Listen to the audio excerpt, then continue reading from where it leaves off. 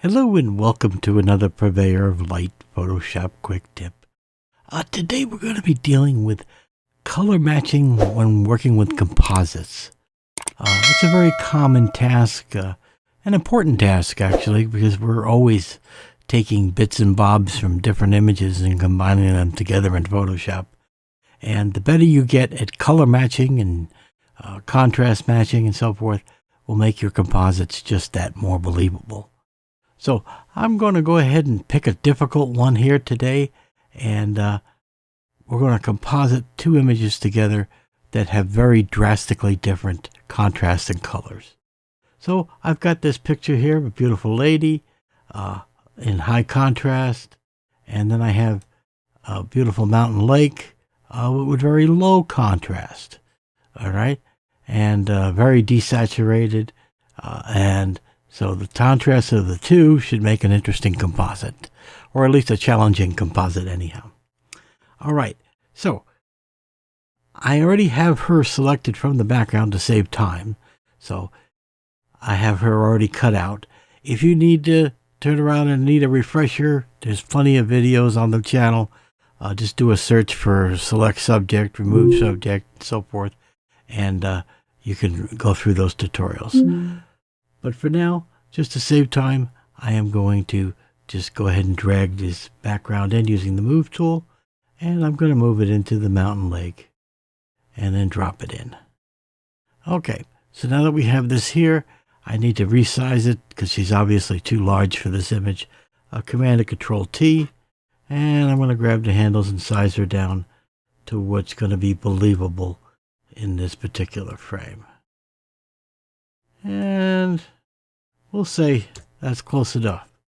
All right, so now we have our believable scale. We need to make her not stand out like such a sore thumb here in this. We need to do some color matching. And so I'm going to show you the easiest way I know to do color matching, and that is by using a curves adjustment. So we're going to come down to our adjustment panel here, and we are going to select curves. Okay, now we have our curves thing. Now, right now, the way it is, the curves is going to affect the entire image, meaning the background and the foreground. So if I move this, you can see I'm affecting everything. So that's not what we want. We only want to affect our subject. So I need to restrict that. So in order to do that, I'm going to make what's called a clipping mask. And so right below here is the clipping mask indicator. So I'm going to click that. And now it shifts my layer to the right, as you can see, with a little down arrow. And that means any adjustments from this curve will only affect this layer below. So it will not affect the background. And to demonstrate, you can see now anything I do will only affect the subject. Okay? Okay, so now we're good. So now that we have our adjustment ready to go, we need to do a little more homework before we actually make an adjustment. I want you to look at the left side of the curves dialog box. You have three eyedroppers. Okay, and I know you've probably just never paid attention to them all the time, but they've been real handy for color matching. We can use these to record the dark point, midpoint, and high point of our images, and then use them from image to image. So the black point is the first one here, and I need to be conscious of where my selectors are on this layer. Okay, you see right now I'm currently on the mask. I need to be on the curve. Okay, so make sure you're not there. Make sure you're here. Okay, it's by default, it'll always put you on the mask. And so a lot of people get real frustrated because their adjustments aren't working right. So make sure you go on the actual curve, and then we're going to double click on the black point. And now the color picker comes up, and we can select what we think is the best black point from the background image. Okay, so we're doing the background. So I'm going to select this area here, move it in, and hit OK. Now it's going to prompt me, do you want to save this as a new target? And the answer is yes. because if we don't save it as a target, then we won't be able to have these points saved to apply to the subject. So we're just going to say yes. And we're going to do the midpoint. And again, the gray on this pole looks pretty good, so I'm going to use that as a midpoint. Okay, that's a good gray. And yes, save it. And now we're going to go to the white point or the highlight point. So double click. And again, a nice white point would be maybe the seagull's head here. And we hit OK and we hit save. Okay, so now that was the hard part. Now we have the 3 set points set from the background image. Now all we need to do is apply these settings to the subject. Okay, so it's just that easy. We now have our layer above. It's clipped to the subject, so anything we do here is going to affect the subject. So let's go ahead and affect the subject. So I'm going to select the black point, and I'll come in and I'll find maybe here under the chin and the hair. That looks pretty dark. And I'll select that. And boom, we've made the adjustment. Okay, so the next point is the midpoint. And again, I'm looking for something on the subject that would give me 50% gray. And that sometimes is a challenge. Okay. And I'm looking at her nails here, and you could see how the highlight is on the left side of the nail, and then the right side goes into almost a gray. So that's perfect for my gray point. So I'm going to select the darker part of the nail as the gray point, and you see the adjustments made. All right, next, white point. Okay, and I look at the image, and I'm coming in, and I'm going, well, it's not really the whites of the eyes here. If I did that, it would make the image just blow out. So I need something a little more subtle here. And I go, well, her nail, again, would look pretty good.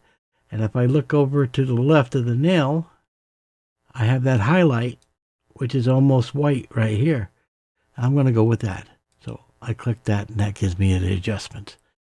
And believe it or not, we now have her selected and adjusted properly to match the image. Now, we're not done, okay? We're not done by no means. But we have made the adjustment, all right? But you can see she's also still too contrasty, all right? So we could turn around and do a curves and take the contrast down, or we could just use another adjustment layer and we could just drop it down. So let's just do that. Let's come in, keep it nice and easy, brightness and contrast. And that puts a new layer above that. And then all we're going to do is we're going to drop the contrast down to make things more congealing. All right. Now we're affecting the whole image, and that's not what we want. We need to make it a clipping mask. So clip. So now we're clipping. And so now we can make adjustments. And we can see, if you're watching her, you can see we can make an adjustment in. All right, and I took contrast completely down, and I'll decide if I want to take the brightness down or I want to bring the brightness up. This is, again, what I'm looking at, right, for the image. So this is a thing of you do by image case. Okay, so again, before and after. Okay, I've taken a lot of the contrast out, and that's mainly because the background image is very low contrast. So, all right, so now we have that, and that's looking better. We need something to bring it together a little bit better, and I'm thinking there's no better thing than a color lookup table. So you can do it on the adjustments and come up to color lookup here, or you can come down to your adjustments depending on which way you like to work. Color lookup. I'm going to select it, and then you have your selections, and you can go through them one by one and see how they affect the image, what gives you the best look. Okay. 3D strip looks pretty nice, and take it on and off. Okay, and you can see how that's congealing the whole image much, much better. And again, you can come through and find out what works best for you. You can even do a candlelight if you want to come in. Now, if you wanted to do something like this, you would obviously reduce the strength. So you could do the opacity and drop the opacity down on the adjustment. I usually find around 30% is usually a sweet spot for blending. Okay, so that makes a nice blend, as you can see here, and we're blending mucho nicer. And again, you could do that with candlelight. You could do that with a 3D strip. Okay, again, it's personal taste and what works for your particular image. All right, I happen to like the crisp warm is nice. Let's see, a fall colors. That's not too good. Late sunset. I like that. Okay.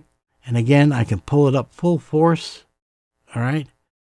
And then I can back it down to where I like the effect, where it's not overbearing. Okay. And let's see. Take that and that. And I think there we have a really nice composite. And I think you'll agree that now she looks like she's believable in the scene. The colors blend. They join together nicely. And she just doesn't look like a stampage post put on top of an image. Okay? So there you go. So we've done a combination of just strictly a curves layer, a brightness and contrast layer, and then followed by a color lookup table. And just to your own creativity. Okay, this is just a bonus, all right? There's no law that says you can stop there. You can go ahead and blend and stack, okay, color lookup tables. You could come up and finish this one and then add another one.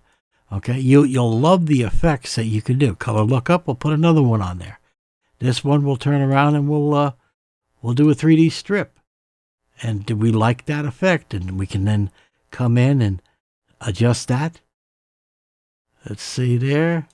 And see that? So now I've stacked two color lookups on top of each other, and I've got a great look. Okay? And that's how you make your composites more believable, more aesthetic.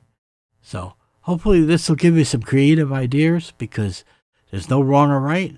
It's about getting in, playing, experimenting, and getting experience with it.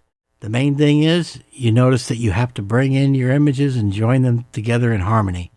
And that makes for a good composite. All right, guys. Till next week, you guys take care.